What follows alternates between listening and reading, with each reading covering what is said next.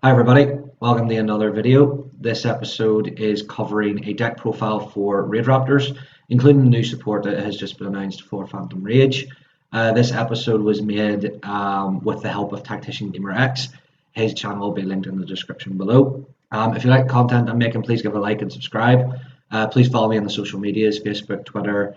They're all listed below as well. But with that said, guys, let's get into the deck profile. We run three of the new Strangle Lanius. This card is very good if you control Dark Monster, you can special summon itself, and then if you have an Xyz monster that was essentially ranked up, you can special summon a Raidraptor from your graveyard but against effects. It's a good solid card, helps with combo extending and stuff like that.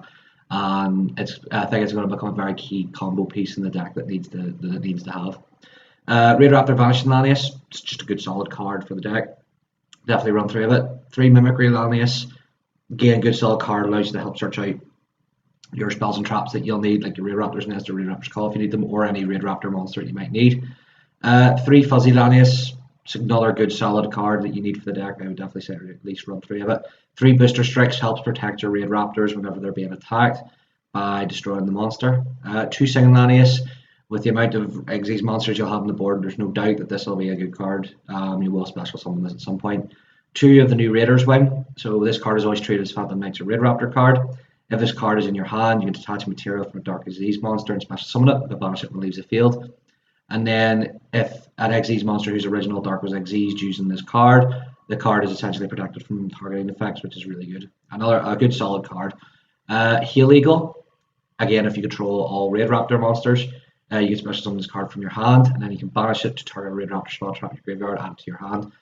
Solid card. I only really run the one of it because it's a brick unless you've got something in the graveyard you really need, and it only really helps with like Y Strix and the rank 3 Raidraptor monster. And then I also run two Pain Lanius to help with level fixing and stuff like that. I then run three Allure of Darkness just for the draw power, one Soul Shave Force, one Raid Force. This helps recur some of the other rank up magics and stuff like that.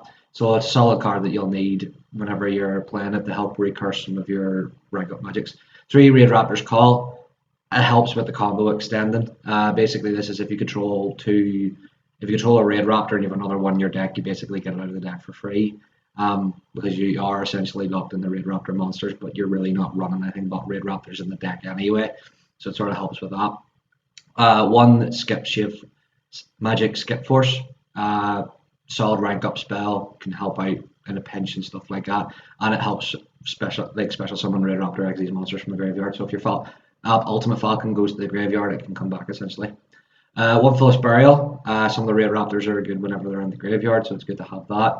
Three Called by the Grave to deal with hand traps and pesky graveyard monsters that are an issue. One of the new rank up Magic Phantom Knight's Force. This is a rank up spell that essentially the 2 ranks higher sort of clause and then becomes whatever you've banished dark monsters from the graveyard type sort of thing. So if you have a rank 4 and you want to go in there, Ultimate Falcon, which is a rank 10, you can banish 6 monsters from your graveyard essentially to go into it. It's a good solid card, and I think I run one of it. I would say if anything, you might want to run 2 at a push.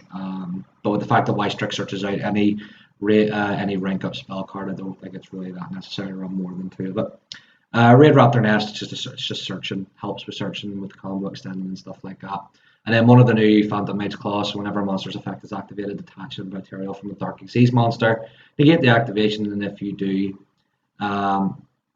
destroy it. Then if you detached Phantom Knight's Raidraptor or Xyz Dragon card, one Raidraptor monster you control gains the attack equal to the destroyed monster's original attack. It's a good solid just negate. The fact that it gives the attack boost is just a bonus, and the fact that like it's just specifically for Raidraptors means that Raidraptors are the only one who really benefits from it. For the extra deck, we have Final Fortress, Ultimate Falcon, Satellite Cannon, Arsenal Falcon, Revolution Falcon, Air Raid, and then we have 2 of the normal Revolution Falcons. 1 Stranger Falcon, 1 Blaze Falcon, 3 Force Strix, and 3 Y Strix. The reason I run 3 rank 6s is because with the rank up spells, if you have the rank up and then Phantom Knights, you'll need to banish 4 materials to go into Ultimate Falcon, so it sort of helps with the resource management and stuff like that, plus with Raid Force, you can essentially recur back the rank ups that maybe you need from the graveyard again, essentially. But that's deck profile, guys. Just a wee quick discussion how I feel about the deck. It's really good. I don't think it'll be meta tier. I think it will be a good rogue tier option because the fact that it can now so easily go into Raidraptor Ultimate Falcon, I think is going to affect a lot of how decks react to it.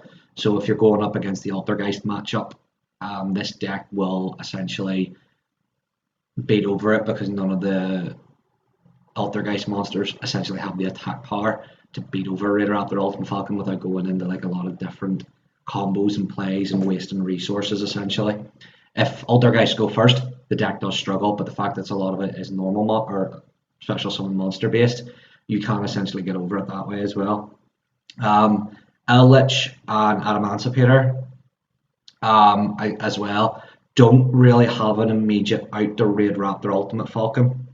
Adamancipator have Nibiru, which can contribute the whole board and special summon it, but if they don't have Nibiru and you sit with Raidraptor Ultimate Falcon, they don't have a lot of inbuilt outs to deal with. They sort of have to work around it and stuff like that and try and figure out a way of getting a big monster to beat over it.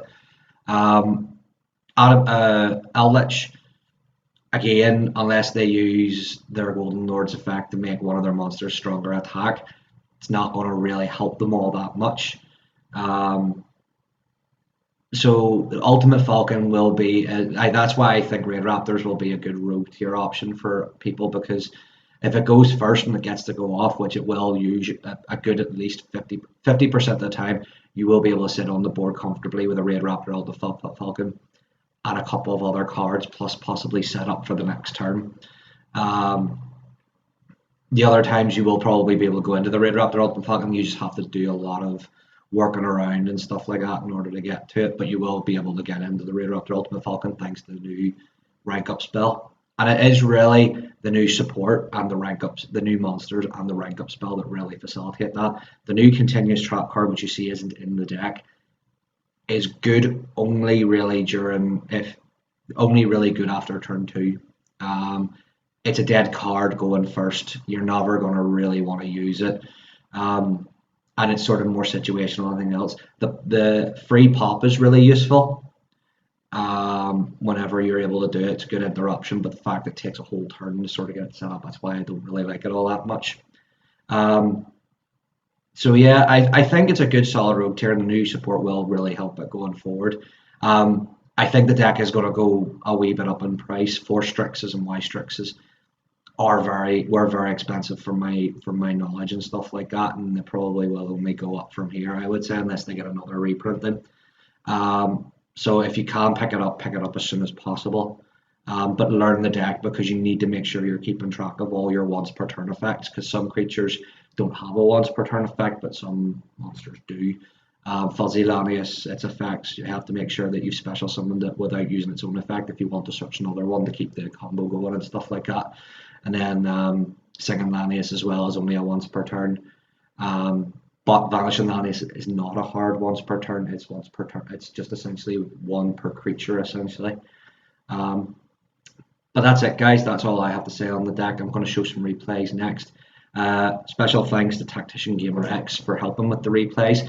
I didn't go up against many decks. We kind of wanted to see how the deck functioned and how the combos work and stuff like that for it. So you will see a lot of combos and plays and stuff like that in the first video. The replays you'll see is a basic combo of how I essentially got the Raidraptor Ultimate Falcon really easily, plus 3 other creatures on the board going first.